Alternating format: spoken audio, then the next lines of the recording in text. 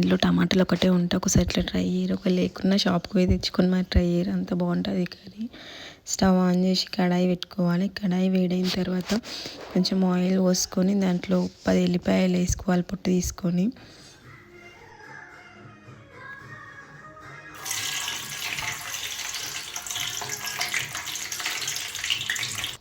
ఎల్లిపాయలు కొంచెం గోలిన తర్వాత అందులో కొన్ని జీలకర్ర ఆవాలు వేసుకోవాలి. టమాటా కర్రీలో ఆయిల్ జీలకర్ర ఆవాలు ఎక్కువ ఉంటేనే బాగుంటుంది. ఎక్కువ అని మరీ ఎక్కువ వేయకూడదు. అన్ని కూరలు వేసే కంటే కొంచెం ఎక్కువ వేసుకుంటే టేస్ట్ మంచిగా ఉంటుంది.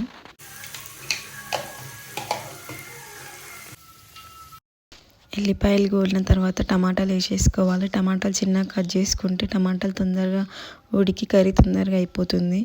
టమాటాలు వేసిన తర్వాత కలిపి మూత పెట్టేసుకోవాలి.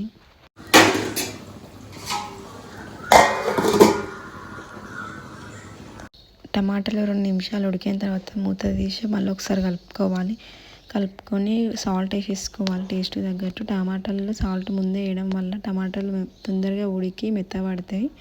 కలిపి మూత పెట్టేసుకోవాలి. మళ్ళీ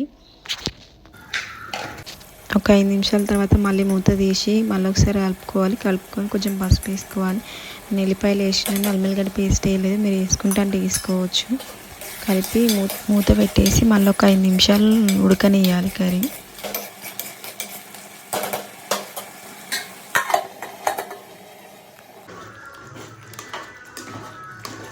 టమాటాలు మంచిగా ఉడికిన తర్వాత దాంట్లో మన టేస్ట్ తగ్గట్టు కారం వేసుకోవాలి. టమాటా కర్రీలో కొంచెం కారం ఎక్కువ ఉంటేనే మంచిగా ఉంటుంది. టమాటాలు పుల్లగా ఉంటాయి కదా, కారం తక్కువ వేస్తే కూర తీయగా అనిపిస్తుంది. కారం వేసేసి మంచిగా కలుపుకోవాలి.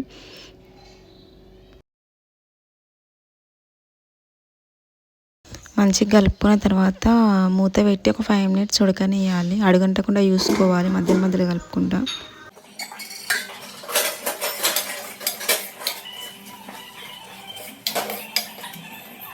అంతే, మన టమాటా కర్రీ రెడీ.